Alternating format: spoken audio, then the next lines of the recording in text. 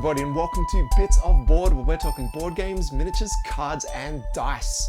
My name is Michael, and today we continue on our Sword and Sorcery campaign. Blood and Sand, we are gladiators doing gladiator stuff. Let's get back into it. We move into the time phase now, and it's finally time to re-level up Thorgrim. So we will spend 4 of our souls, crank his hero dial up, and we're going to give him back his intimidating war cry, because I still think this is a great skill that I just haven't utilized yet. That said, I will be activating Thorgrim next, but still not going to use it just yet. We are going to go get straight into an attack activation, targeting the Tyrant Lizard, because we have a pretty decent kill rate with these guys. We spend an action to focus, and then roll our attack at range 1. 3 hits, 4 for the range, 5 for the focus, 6 for the rage. Yeah, the Tyrant Lizard is dead. These lizards, though, are no match for Thorgrim. We gain a soul, and we're free to continue the activation. 1 less enemy in the thick here. What next is the question? Well, we may as well use a nearest shard to heal up 1 point of damage. And then we might get a little bit tricky here. We'll spend our movement action moving into the same space as our Hobgremlin. And then actually we are going to use it. I'm going to activate Intimidating Warcry to gain domination over the enemy. And then I'm going to spend a second activation throwing some darts. Why not? 1 red and 1 blue die for the attack. We score 2 hits. And thanks to the star lethal, we bump it up to 3 for our dominating, and again 4 for our rage. That's a pretty decent attack. Thorgrim's done. We draw the next encounter card. Activate all purple enemies, otherwise activate all highest level enemies. That is our Hobgremlin, and at range 0 or 1, here he is going to target Thorgrim because Thorgrim has the most cash. The Hobgremlin attacks for a grand total of 3 hits. And Thorgrim defends. He cops 2 damage. Next we check if enemies control the area, and they do, so the Hobgremlin is now going to bite. 1 hit plus 1 more, no lethal. Thorgrim gets to roll defense, and fails again, 2 more damage.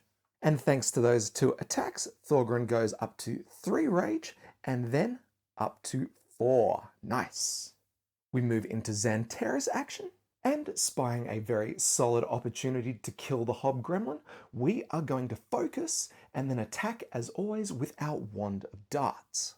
2 blue dice, 1 hit, that slows, bumped up to 2 hits for the focus, and 3 because we're dominating the area. Now the Hobgremlin down here has 1 armor, which will prevent 1 of these 3 damage, but as I almost missed, he also has the Craven ability. If enemies control the area, and they do, he is going to roll 2 blue defense dice. No shield, but that lightning bolt gives him 1 defense, meaning the Hobgremlin has survived this one. Ooh. We return to Xanterra's action, and we might go find out what's happening over here at waypoint 2. So we'll spend his movement activation, going 1, 2, 3. 1. Damn that barrier. All right, maybe instead of that, we go 1, 2, 3, making a free evade move on the way through. And we will just set up ready to search that next turn, because I don't think, we have the actions to do it. Actually, you know what? Better safe than sorry. As we're evading on our way through there, we might as well spend a free action to heal up Thorgrim with the healing potion. He has, after all, copped a lot of damage. So with that done, we draw our next encounter, and we'll be activating all engaged enemies here. Here our Hobgremlin is slowed, so we only resolve the first sentence of his attack. Move to engage. Nice. We move into Jian's activation, and she will spend a dash to stand up. And then we're going to move to engage and then attack the Hobgremlin. We swing the mace. 4 hits, 5 for dominating. We get a stun, no rerolls, I don't think we're going to need much else though. And with 5 total hits with domination, the Hobgremlin cannot roll enough dice to save himself. And he is crushed, dropping 10 crowns and gaining us a 3rd soul. Now I'm thinking Xian's going to pick up those 10 crowns straight away because she's a bit of a tank. The richer she can become, the better she's going to be against these Hobgremlins. But with that, we are done. We move into Artemis's activation and she is going to stand up with her dash. Then she is going to move 1, 2, 3, 4 into a space with Dharma and pick up that treasure. 20 coins on the ground. I think she'll keep that there for the time being. With that, I think we are done. We move into our next event phase and we get outnumbered. Here, we're going to be spawning 4 enemies. 2 in the shield area, 1 in the lightning bolt, and 1 in the star. We go Hobgremlin Serpent. Is that the one with the shield? Yes, it is. Boom, boom. In this instance, the Hobgremlin comes equipped with arcane spines. Ouch. Then in the lightning bolt area, we spawn the other tyrant lizard. And then we shuffle up the other 2 enemies and we place the second tyrant lizard. And this one is terrifying, making it a lot easier to dominate an area. Oh boy, we're in for a fight here now for sure. Now that's not all, unfortunately, because these enemies down here busted out of that spawn location like no one's business. We have both Xian and Thorgrin knocked down. Event phase done, we move into the time phase. Not much to do here. I think it's just Thorgrin's cooldown that remains spent. We move into the hero turn and let's get into the action. We'll begin with Thorgrin. We'll spend a dash action to stand up and then we're going to have to do some attacking. But question is, do we target the serpent or the Hobgremlin? I am very certain we can take out the Hobgremlin, even the serpent if we roll well. Let's risk it and we'll target the serpent. This guy here, not much of a worry. We line up our attack and just go for gold. Ooh, not great. 2 hits plus 3 for rage 4. Ooh, and we can get a bleed too. The snake rolls its defense, saving 1. That is our first 4 damage. And you know what? Because we haven't spent our action yet, we're going to follow up with Unleash Rage. Yes, we have to discard our Rage token now, but that means we land another 4 damage on this thing, no questions asked, which means the next time the serpent activates, he's going to die. Right, that done. We'll use Aneris Shard to heal up 1 point, and Thorgrin is looking very happy with 7 out of 9 lives remaining. Beautiful. We draw our next card and we'll be activating all red enemies, none of them. So we activate all lowest rank enemies. Haha! We'll activate the serpent first. The bleed goes off. He cops 1 more damage and dies. Hells yeah. 10 coins and a soul. And then we activate the Hobgremlin. He's targeting at range 0 and he's going to target the richest. And that's not Thorgrin. Oh my goodness. It's Xian. It begins with its stone blade, 1 hit plus 2 more and bleed. And then Xian rolls her defense dice, saving 1 and saving another with the lightning bolt. The Hobgremlin then checks to see if enemies control the area. In this case, they do not. So he moves 1 space away. We move into Artemis's attack and we'll go ahead and spend an action to enact her precise strike. Then we're going to spend her movement activity to engage the Hobgremlin and her attack activity to bring in Dharma for its attack. We roll and we go sort of okay here. We get a hit plus 1 more for dominating and we throw down a bleed token. Now, of course, he has 1 armor and piercing resistance, so this doesn't actually do any damage, but that bleed is a good start. And the fact that we rolled 2 lightning bolts, well, that means we can activate our onfall.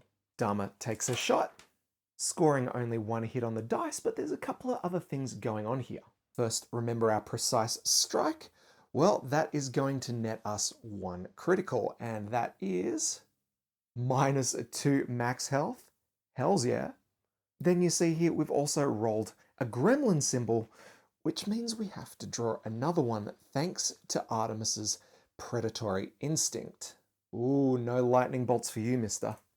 So now we can go ahead and resolve our dice. We've got one hit on the blue, and our sword and sorcery symbol up the top here is going to net us a second. Actually only nets us 1 damage, but he's only got 4 left. Pretty good. Oh, wait, 2 damage because we're dominating. Almost done for our activation. We just have to resolve the Hobgremlin's arcane spikes. Here, Artemis will suffer 1 damage in response to the damage that she dealt to it. Her turn over, we grab our encounter, and he will be activating all wounded enemies. And I guess that's the Hobgremlin. Immediately, he suffers 1 damage for his bleed, and then targets Artemis with its stone blade. 2 hits in total. Artemis rolls defense. No worries, she says. The Hobgremlin then attacks again with its bite, because our heroes are controlling the area. 1 hit plus 1 more. And lethal. 2 damage go straight through to Artemis. Enemy turn done, we move into Jian's turn. Here she suffers 1 damage for bleed, and then we stand her up with a dash. We'll spend our attack action. 1, 2. Oh, we're not going to be in range. Oh, I don't like that. What a shame here, but Jian's actually out of range of all enemies on the map. Check it out. With only 3 points of movement and no more dashes available, she is a little bit stuck. Now, he could go in and try and just kill the Hobgremlin here, but he's actually going to die on his own next time he activates anyway, so there's no real point. Stuff it. You know what we will do? We will activate into Waypoint 2. Opposite to the Cursed Elf Knight. A cursed elf female of incredible beauty captures the hero's attention. Although partially obscured by the crowd, her hypnotic gaze transfixes the mind and empowers the body, if only for a brief moment. The arcane nature of the spell is clear to the hero, but the reason behind it is for now beyond comprehension. Nice. So Jian heals up 1 point of damage, gains +1 hit and +1 armor until next turn, and then we place a charge token over the waypoint. If we get to 3, we have a new chapter to read, but for now, we are essentially done. I guess just to close things out, we'll use Enomis's word to grant ourselves +1 shield till the next time phase, because I'm pretty sure that Tyrant Lizard's got it in for us. Into the enemy turn we go, and he will be activating up to 3 enemies. Shuffle the encounter deck, and discard this card. We begin with the Tyrant Lizard over here, who has 2 targets at range of 3, both Thorgrin and Artemis. He's going for the one with the most damage, so we'll send him over to Artemis. Here he attacks with his tail, 2 hits, bash, and KO. We'll move Artemis back a space, knock her down for bash and KO, and then we'll resolve the 2 hits, for which we can roll 2 dice. Ooh, not great. We can, however, prevent 1 damage with our lightning bolt there, so she cops only 1. We move on to Tyrant Lizard number 2, who has... Ooh. Here, this guy's got 2 targets within range of 3. 1, 2, 3 for Xantaris, 1, 2, 3 for Jian, but because of the barrier down there, it's going to have to be Jian. Again, this one moves in and attacks with tail, 2 hits, bash, and KO. Now, I think unfortunately here our armor fails to protect us, but we do have a shield which will help out. So from there we'll just be rolling 1 dice with 1 hit remaining, and we make the shield. No more damage dealt. With both of the lizards now done, we move into the Hobgremlin's activation, and thanks to its bleed, boom, he is killed, copping his 4th damage. Thank you, Artemis's criticals. It drops a treasure token and gives us our 5th soul point. Pretty solid brawl going on down here, guys. Having a lot of fun. Let us finish off with an attack from Xantaris here. We'll use his action readying a thunder strike, and we'll aim at this lizard just next to him. 1 red, 1 blue die. Oh, and it's a shocking roll. We roll for his flux, and we refresh the thunder strike. Nice. It's a shame we can't use it again. Now I'm going to be a little unorthodox here, and I'm going to rush in with the lizard. This gives us our second charge and heals up a point of damage. But then we get to attack with our Wand of Darts. 2 blue dice and another shocking roll. Hero turn over, we move into the enemy activation, and we'll be activating all wounded enemies. But no one is currently wounded. So instead we use each of their actions. Both the lizards will leap. No damage here, but unless Xantares can make a save, he is going to be KO'd. We need a hit. Oh, and we fail, so we will knock him down. We do the same for Dharma, except I don't think she has a save roll. So I think we just knock her down. Bummer. Not the worst though, and we move it to our event phase. Discard the top event card, and we are back into the time phase, where we will heal Xian's bleed and refresh Thorgrin's Unleash Rage. As usual, we'll begin with Thorgrin, picking up 10 crowns from the ground, and then we're going to move and use our intimidating war cry to move the lizard out of our area and bump up our figure count. We then focus and attack with our spear. 2 hits, 3 for focus, 4 for range. No, we're not going to get the kill here. Let's leave it with the 4 hits. The Tyrant Lizard's got 1 armor, so it cops 3 points of damage. And we'll spend the 2 lightning bolts inflicting bleed. We leave it there, draw our next encounter, and he will activate up to 2 enemies. We'll begin with the Tyrant Lizard, whose bleed causes 1 point of damage, and then it moves to engage Thorgrin using its tail. Bash, KO, and 2 hits, for which Thorgrin can roll some defense dice. 1 save, 1 hit, Thorgrin takes a damage and gains a point of rage. Our second Tyrant has a target range of 0, and because he's all alone, it's going to attack with claws. 1 hit plus 2 red dice, bringing it up to 3. Now Xantares has 1 magic armor, so we drop that to 2, and he has 1 blue dice for defense, which, thanks to the star, prevents a point of damage. So he only cops 1. Good job. We move to our next hero activation, and we'll activate Xian. She will stand up with her dash action, and then with her movement activity, she's going to run in and try and clobber this Tyrant Lizard across the head. Before we do though, we'll use Anomus's word to get +1 hit, and then we roll. 1 hit, 2 for the word, not bad. 2 hits, but we've still got some dice to play with here. We'll use the lightning bolt over here to get a reroll, wasting a bit of time. But the best part is we've got double lightning bolt over here, which we will use to inflict stun. So good. Xian's turn is done, and we're activating all blue enemies. Perfect. The Tyrant Lizard over here will activate first, and the bleed will kill it. I have really been underestimating the bleed, guys and gals. This stuff is bonkers. Killing that lizard drops 10 coin, and then we go ahead and activate the other, which, thanks to the stun, means he essentially does nothing. Oh, wait up. The waypoint. Xian would have placed the 3rd charge, which means we're off to the Book of Secrets. After several seconds, the iridescent eyes of the gorgeous elven woman stop glittering, and a voice booms in the hero's minds. Resist, and you will survive. When I give you the sign, go together towards the altar of the ancient gods. And we remove the waypoint from the quest. Cool! So basically we keep fighting. Great. Look, best we activate Artemis next, who's going to spend her action standing up. Then we're going to take a shot with our elven longbow at the Tyrant Lizard.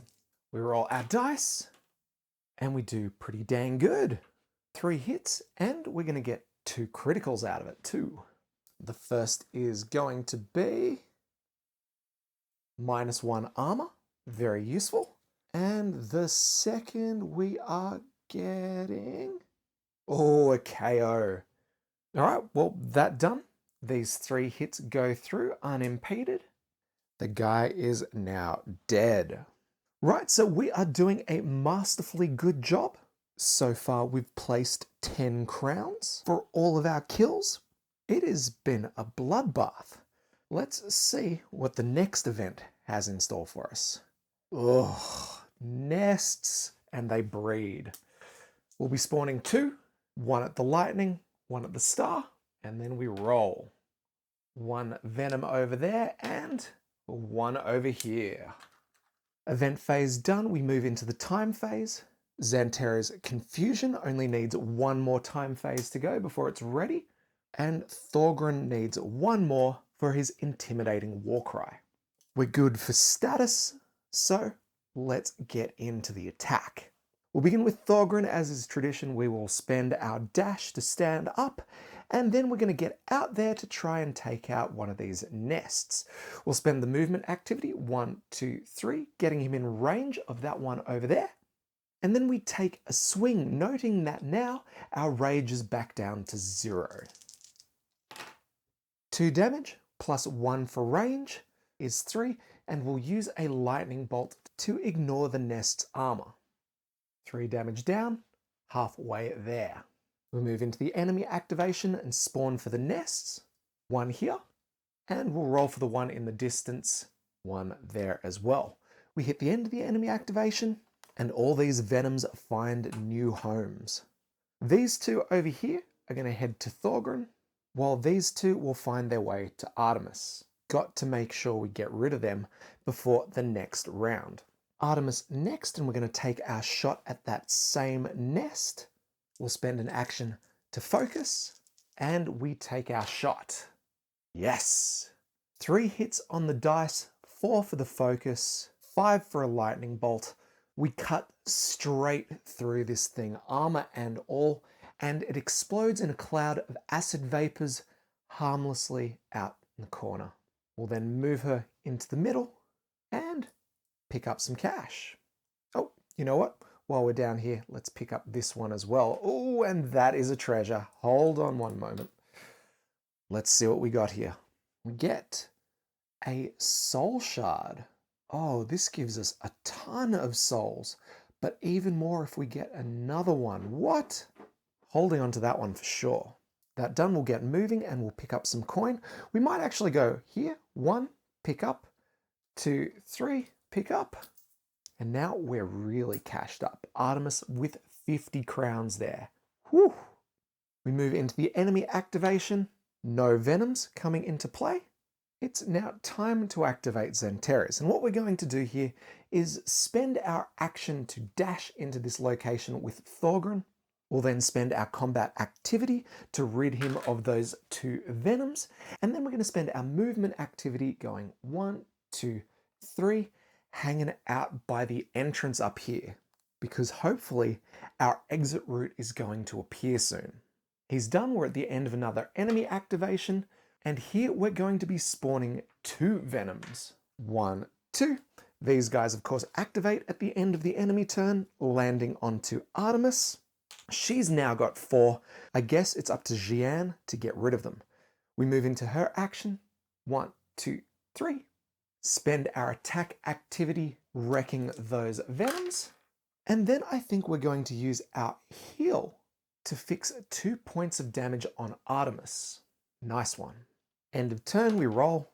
Again, no more venoms, which is really lucky because now we are at the end of the battle phase. We discard the top event card and we come back around to the hero turn. We begin our new battle phase and we'll activate Thorgrim, moving him 1, 2, 3 spaces across the arena. We then focus and roll our attack. 2 hits up to 4, ignoring armor. Beautiful work indeed. Finishing up, we use our Aneris Shard to heal 1 point of damage, and then we move into the enemy phase. Again, no spawns, so it's on to our next hero, and I think we might actually do Xanterra's here. Let's see if he's got sight. Oh, I don't think he does, so we might have to do a little bit of moving here. We'll spend our movement activity heading down. We'll then focus and attack with the Wand of Darts. We get 1 hit and lethal. Yes! So that's 2 hits in total because of our focus. Lethal pushes the damage in before the armor. Boom! Again, this one explodes in a cloud of death. Easy peasy. We move into Artemis's activation, and now she can finally spend her attack activity to activate Dharma. We spend 1 point of its movement to get up from its KO, and then we move it into her space there. All done, we move into Xian's activation, and we'll go check out this search token. We spend our movement activity, spend an action, and we roll a red die. And a lightning bolt means treasure. Sick! We find raw insect scales. When visiting a forge, discard this item and 50 crown to gain side 1 or flip to side 2, or move to another armor the crafted insect scales quest card and its related token. I'm going to have to digest that a little later. Do not know what you mean there at all, but that was a really good result. Battle phase done. We move into the event phase, and it's time for a new event. Let's get out of here. Story event 2, come on. The sound of a horn heralds the entrance into the arena of new opponents, led by black dwarf clerics, creatures with dark blue skin, darker souls, and blasphemous hearts. To make the show even more cruel, long, sharp blades protrude from the arena center and start a slow but lethal rotary motion as if they were the blades of some grisly mill. We spawn this black dwarf with the skirmisher enemy power. We take the other black dwarf card and we add it to our enemy deck. We then place fire tokens in these 2 corner areas and spawn 3 new enemies. A black dwarf, a hobgremlin, and the tyrant lizard. No. Finally, we place the deadly hindrance token down here, causing both of our characters here to suffer 1 point of damage. Artemis cops 1, Dharma's magic shield prevents the other. From now on, in each time phase, we will be rolling 2 red dice and advancing this marker around the central area for every hit rolled. Finally, we count out the number of coin tokens. We have 10 and we're rewarded. As a prize for the brutality of the fighting, and perhaps to escalate the conflict further, several items are tossed into the arena together with some perils. We go ahead and place a treasure in the shield spawn gate. Orin's Scepter. This looks wild, so we'll place that down here. And then we draw a trap card for its location. Resolving from this location, we have Poison Darts. That is 2 hits for everyone except for Thorgren, plus a save for poison. Yeah, we are totally using that open sesame key. Once per quest, we get to ignore a trap. Booyah. I guess all that's left is we've actually got to place our new enemies. So we begin with the top black dwarf, appearing down here. The next black dwarf goes off to the side. The hobgremlin. No spawn location for you, so we roll again. Down here, and last one, our tyrant lizard, also up top. Far out. All right, I think this is a good checkpoint, everybody. Let's call it here, and we'll finish this one off next episode. For now, back to the studio. Wild. I thought we were out. We've been just chopping down enemies left, right, and center, and there are still more coming at us. What's worse, we have the black dwarves. And I feel like these guys are going to be a massive pain. They have magic shields, which means they get their protection back. We're in so much trouble, but we will never shy away from a challenge such as this. So let's give it our very best in the next episode. Now, if you're enjoying the playthrough, make sure you like, comment, and subscribe, especially if you want to see how this one ends, maybe in the next episode. Who knows at this point? But point is, if you're enjoying it, let us know somewhere on the channel. Aside from that, though, guys and gals, we are done. So, as always, my name is Michael. This is Bits Aboard. We'll catch you next time.